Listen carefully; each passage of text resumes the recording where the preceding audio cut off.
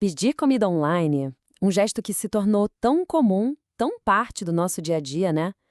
Mas você já parou para pensar que por trás daquele simples clique existe um universo de tecnologia operando em altíssima velocidade? Pois é, tem uma verdadeira revolução invisível acontecendo e ela está transformando o Brasil. É isso mesmo, é uma ação que milhões de pessoas no Brasil fazem todos os dias. E muitas vezes sem nem imaginar que estão, na verdade, alimentando uma das transformações tecnológicas mais rápidas que o país já viu. E para a gente ter uma ideia da escala disso, os números são impressionantes. Segundo dados do Banco Central, a força de trabalho por aplicativos pulou de 770 mil pessoas em 2015, com projeção para atingir mais de 2 milhões em 2025. É um crescimento de 170%. É, sem dúvida, uma mudança estrutural no mercado de trabalho. Mas o que acontece exatamente depois que a gente clica em pedir? E mais importante, de onde essa comida realmente vem? A resposta, na maioria das vezes, não é aquele restaurante tradicional que a gente imagina. E é aí que a gente chega na nossa primeira grande revelação. Um tipo de negócio totalmente novo, construído do zero, pensado para essa economia digital. Uma cozinha, sem cliente na porta. O nome é Dark Kitchen, ou como a gente chama aqui, cozinha fantasma. Pensa assim, é uma cozinha profissional, super equipada, mas feita só e exclusivamente para preparar refeições para delivery. Não tem salão, não tem mesa, não tem garçom. É uma cozinha totalmente otimizada para a velocidade dos aplicativos. E olha, a fala de um empreendedor brasileiro resume perfeitamente por que esse modelo é tão atraente. Ele disse o seguinte: facilidade operacional e de gestão, baixo investimento, baixo risco, alta demanda, tendência de mercado. Como abri um negócio perto do início da pandemia, percebi que não seria tão afetado. Faz todo sentido, né? E isso tudo aponta para uma mudança ainda maior. A economia de delivery está, na prática, redesenhando toda a cadeia de suprimentos. Modelos como as Dark Kitchens acabam cortando intermediários, sabe? Eles conectam quem produz diretamente com o consumidor final, de um jeito muito, mas muito mais ágil. Mas essa revolução não é só física, nas cozinhas. A cada pedido, a cada entrega, surge um outro desafio. Um problema invisível, mas gigantesco. O problema do que a gente poderia chamar de papel digital.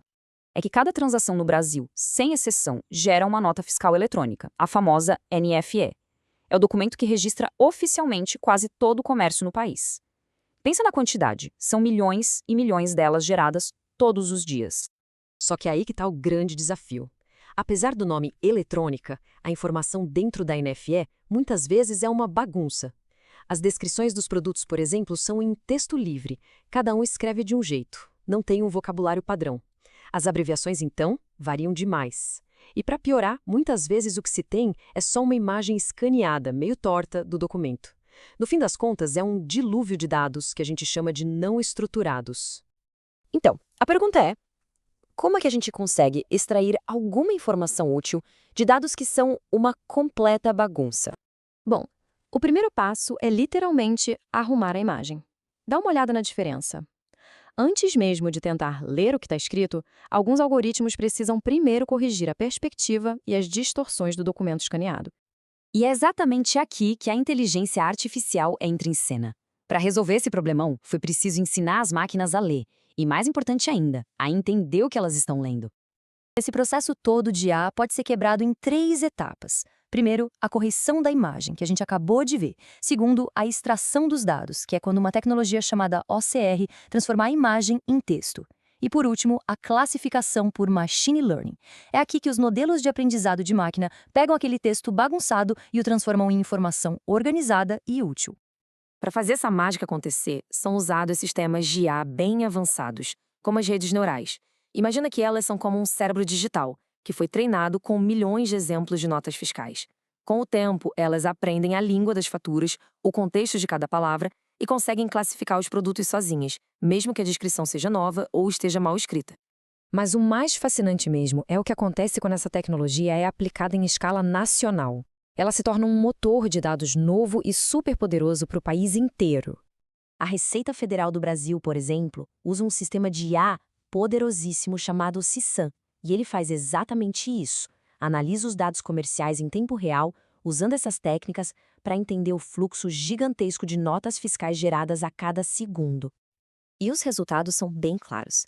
Olha só, a precisão do CISAM em prever o código de produto correto, a NCM, principalmente para aqueles itens com alta chance de erro.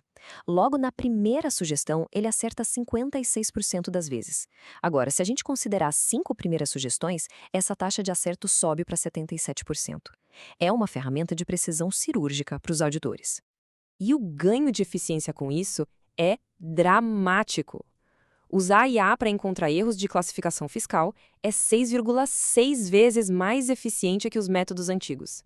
Isso não é uma melhoria pequena, é uma transformação completa na capacidade de fiscalizar e organizar. No fim das contas, isso não é só sobre impostos. É sobre criar uma economia nacional mais justa, mais eficiente e que é guiada por dados, onde as regras são aplicadas de um jeito mais inteligente e igualitário para todo mundo. A gente começou com um simples pedido de comida e terminou na reestruturação da economia do país. Isso deixa a gente com uma pergunta no ar, né? À medida que os negócios se transformam em dados, qual será a próxima parte das nossas vidas a ser otimizada por esses algoritmos invisíveis?